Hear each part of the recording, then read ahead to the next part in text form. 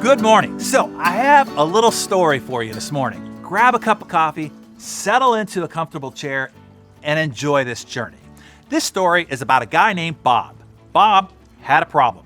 He was in a crisis. He had to keep his company afloat during World War II. See, the business Bob worked for sold a fizzy beverage. The drink was super popular too. But as we know, in a lot of these fizzy beverages, the main ingredient that they had to have is sugar. Boo, sugar bad. I know, but stick with me here a second. The problem was during World War II, sugar was highly rationed. That meant it was super expensive. Bad for Bob, and Bob's company was already deep in debt. Bob had to find a way to make his product for less money, distribute it to way more people, and Bob had to do all of this really fast. Luckily, Bob was a smart guy. He's up for the challenge. Now, if you knew Bob in college, you wouldn't think that Bob was so smart. That is at least what his report card would say about Bob. Bob flunked out of high school once. He barely graduated from military school. He flunked out of a prestigious technical school, and he dropped out of another school after only one semester. Bob wasn't smart in the way most people think of smart. He wasn't an intellectual type. Bob rarely even read a book. But young Bob, he possessed a couple of character qualities, a couple of key skills that would become essential in Bob's future. One of these skills was leadership. While Bob often failed as a student, he excelled at getting people to do what needed to be done. At military school, Bob was a leader in every kind of club and organization there was, from drama to the football team. After dropping out of college, Bob worked his way up from being a simple laborer to a machinist apprentice, then an assistant stock clerk, then a purchasing agent, then a sales agent. And through determination and just sheer hard work and working on his skills as a leader, he climbed the ladder to vice president and soon after CEO of a new soft drink company. Bob had arrived. But then the Japanese attacked Pearl Harbor. Damn! The war threatened Bob's fizzy drink business. Financially, the business was doomed. But here's the thing, Bob was a resourceful guy. Bob was innovative, he was unfazed by the surprise and the challenges. When the United States entered World War II, Bob rose to the occasion. First off, Bob made a bold and audacious promise. He said every single soldier on the front lines would get his fizzy drink for only 5 cents, no matter how much it cost him to make it.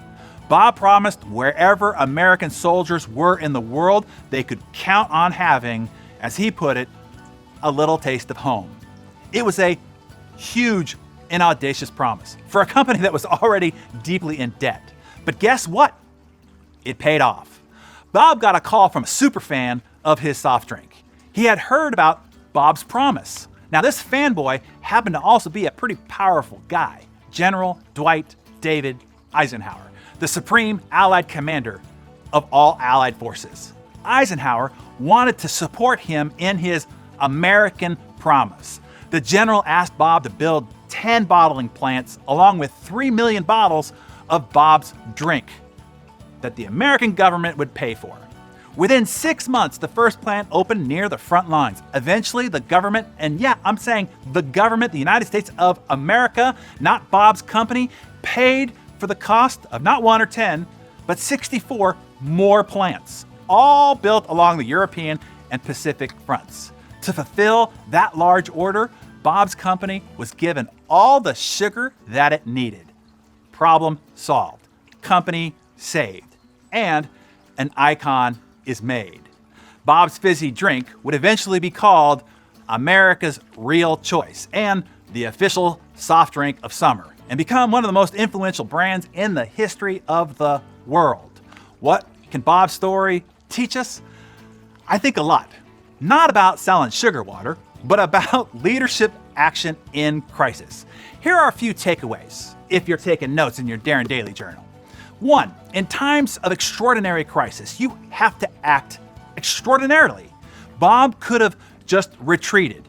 Everyone told him to. He could have hunkered down, cut expenses, weather the war, and attempt to rebuild it afterwards. But Bob did just the opposite. Bob went big, and people noticed. Number 2, No excuses. It doesn't matter your business or your industry. Coca-Cola was not a quote-unquote necessary product. We were in a world war, for crying out loud. We were turning in gum wrappers to make tanks. We were washing our tinfoil, if you had any, to reuse. A soft drink? Not at the top of the priority list at all. But because of Bob's audacious promise, and he made sure everybody knew about his audacious promise, meaning AKA marketing and promotion, he made his product a wartime necessity. And after wartime institution, a worldwide household name. Number 3, something good can be made from something bad. That's what Robert Woodruff did. Bob said, something good will happen to Coca-Cola as a result of America being at war, end quote. Seeing an opportunity in adversity isn't a skill, it's just a choice. You don't have to learn how to see the good in a bad situation or how to find the opportunity in adversity. You just have to do it. It's not some pre-existing ability. It's only about making a choice to go forward, to be audacious, to be bold. You have to choose to believe that something good can and does come out of everything that happens to you. Be like Bob. Choose to look for the good that can come from the bad. Don't assume your emotions are going to cooperate either. They probably won't. The situation might have you upset. People are afraid, maybe even hurting. It's okay to admit, yeah, this sucks. But then quickly switch to, well, what can we learn here? What can we do given this new situation? How can we act boldly? How can we turn bad into good? How about even iconic? The first step in finding the good is choosing to see it. That's what Bob did. He chose to see what good he could make from the bad. That's it. Make the choice. Put your emotions aside, keep moving forward, innovate, seek solutions, find ways to be of service. This is going to be the great separator from those who will thrive and from those who will just fade away. Don't look for excuses. Look only for solutions. Look for exciting opportunities to serve, to help, to lead, to contribute. We got this, Darren Daily community. Let's be Bob. So jot down your thoughts in your Darren Daily journal and tell us your thoughts in the comments below.